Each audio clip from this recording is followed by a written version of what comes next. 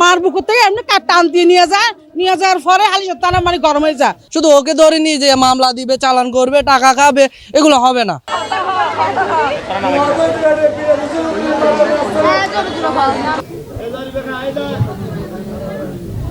চট্টগ্রামে পুলিশের হাত থেকে পালাতে গিয়ে ডোবায় লাফ দিয়ে কাদায় প্রায় 5 ঘন্টা আটকে থাকেন এক ছিনতাইকারী।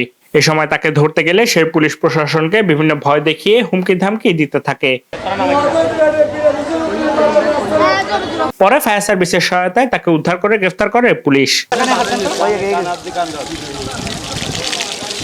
শুক্রবার দুপুরে নগরী হালিশহর থানার বসুন্ধরা আবাসিক এলাকায় স্কাই ভিউ টাওয়ার সংলগ্ন একটি ডোবায় এ ঘটনা ঘটে। পুলিশ জানায় গ্রেফতার হওয়া মোহাম্মদ রুবেলের বিরুদ্ধে মাদক, ডাকাতির প্রস্তুতি, ছিনতাই সহ অন্তত 8টি মামলা রয়েছে। পুলিশ ও স্থানীয় সূত্রে জানা গেছে, একটি মাদক মামলায় গ্রেফতারি পরোয়ানা থাকায় শুক্রবার দুপুর 12টার দিকে রুবেলকে ধরতে অভিযানে যায় হালিশহর থানা পুলিশ। এ সময় বসুন্ধরা আবাসিক এলাকার একটি দোকান থেকে তাকে ধাওয়া করলে তিনি দৌড়ে একটি ভবনে উঠে পড়েন। সেখান থেকে নেমে পাশের একটি ডোবায় লাফ দেন তিনি। ডোবায় কাদার মধ্যে কোমর পর্যন্ত আটকে পড়েন তিনি। পুলিশ তাকে উঠে আসতে বললেও তিনি কাদার মধ্যে গড়াগড়ি করতে থাকেন। খবর ছড়িয়ে পড়লে আশেপাশে উৎসুক মানুষের ভিড় জমে।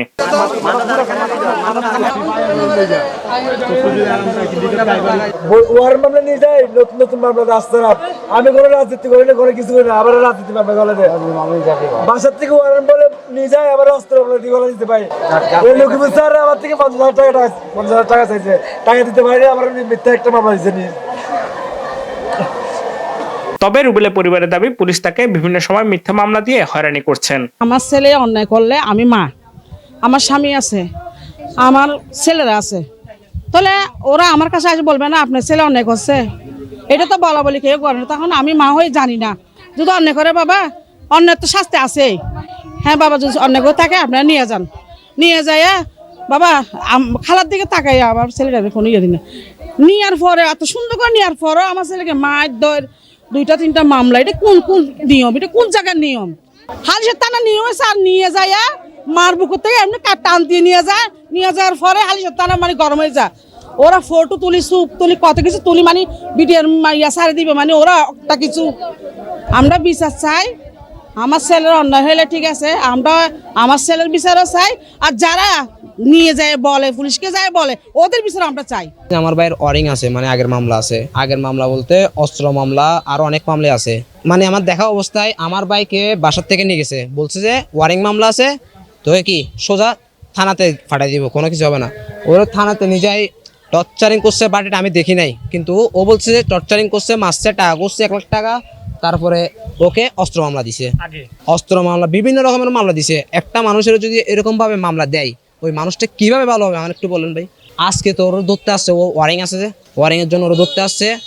এখন ও ভয়ে, স্বাভাবিক একজন মায়ের ডরে বা কিছুর ডরে, ও তো স্বাভাবিক ভয়ে লুটে পড়বে। ওরা বড় বড় লাঠি আনছে না, তো লাঠি দেখলে স্বাভাবিক দৌড় মারবে না, ও দৌড় মারতে যে এখানে গাড়ি গেছে। এটার একটা ভালো সমাধান চাই। এরকম মামলা কেন দিবে, মিথ্যা মামলা কেন দিবে একটা মানুষকে? এখানে কত অ্যাভেলেবেল কি এগুলো হয়, ওইগুলো কি সব ও একলা করে? এগুলোর পিছনে কারা জড়িত আছে পুলিশই তো ভালো জানে, আমরা কিভাবে জানবো? আমার আপন ছোট ভাই, ওর নাম হচ্ছে রুবেল, আব্দুল মাহমুদ রুবেল। এই 2 বছরে ওর নামে কম না হলে 20 থেকে 25টা মামলা হয়েছে। এই মামলাটা কেন? এখানে মাদক ব্যবসা, ওপেন মাদক বিক্রি করতেছে, চোর ওপেন চুরি করতেছে, ডাকাতি ওপেন ডাকাতি করতেছে, মানুষ কাইডিং দিচ্ছে। এই সব কিছুর মাধ্যমে ওদের মধ্যে একটা প্ল্যান আছে। তো প্ল্যানের মধ্যে তো আমার ভাইয়ের নাম হচ্ছে রুবেল।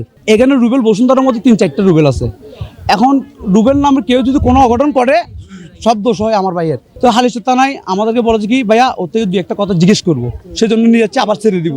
এটা বলে ওকে নিয়ে যাওয়ার পরে এখন ওকে মামলা দিয়েছে কি আপনার এই বিস্ফোরণ মামলা, থানা ভাঙচুরের মামলা। দেখেন কোথেকে কোথার মামলা কোথায় আসছে। এখানে ঘটনা হয়েছে যে কি, কার থেকে বলে মোবাইল নিয়ে ফেলছে। তাহলে ঘটনা এটা আজকে মানে এই অভিযান আসছে ওকে ধরার জন্য। ওর হচ্ছে ওয়ারেন্ট, তাহলে ওয়ারেন্টের আসামি আমরা জানিছি কি ওয়ারেন্টের আসামিকে নিয়ে যাবে। তাহলে ওয়ারেন্টের আসামিকে যদি কোনো মামলা থাকে তাহলে মামলা দিবে, নাহলে নাই। ওরা নিয়ে যাওয়ার পরে টাকা দাবি করে, 20,000-50,000 টাকা দাবি করে। তো ভাই আমরা কোথেকে দিব? আমরা দিনে দিন খাই।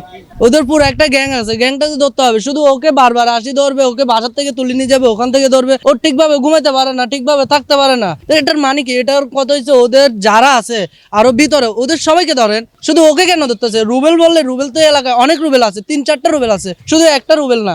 একটা রুবেলকে আসি শুধু বারবার ধর, আমাদের চোখের সামনে ধরে নিয়ে যাচ্ছে। এগুলো কোনো কাহিনী হইলে শুধু রুবেল, কোনো কাহিনী কিরে শালা, এখানে কি আর কেউ নাই? আরো তো অনেক আছে, ওদেরকে ধরেন আপনারা। শুধু হালিশহর থানার থেকে আর লোক আসলে শুধু ওরে ধরে, ওরে কেন ধরবে? আমরা চাচ্ছি ওর পাশে যারা আছে আর ওর ভিতর আরো যারা আছে ওদেরকে ধরার জন্য। শুধু ওকে ধরে নিয়ে যে মামলা দিবে, চালান করবে, টাকা খাবে, এগুলো হবে না। এখন পুলিশকে কথা একটাই, পুলিশ শুধু ওকে না আরো যারা আছে সবাইকে চেক করে তদন্ত করে ধরার জন্য। এই বিষয়ে জানতে চাইলে হালিশহর থানার ভারপ্রাপ্ত কর্মকর্তা কাজী মোহাম্মদ সুলতান আহসান উদ্দিন গণমাধ্যমকে জানান, গ্রেফতারি পরোয়ানা থাকায় রুবেলকে ধরতে গেলে সে পালিয়ে ডোবায় পড়ে যান। পরে রামদা দিয়ে আত্মহত্যার হুমকিও দেন। শেষ পর্যন্ত তার বাবা ও ভাইয়ের মাধ্যমে বুঝিয়ে তাকে 5 ঘন্টা পর ডোবা থেকে উঠিয়ে এনে গ্রেফতার করা হয়। Shafayet Morshed, news day 24।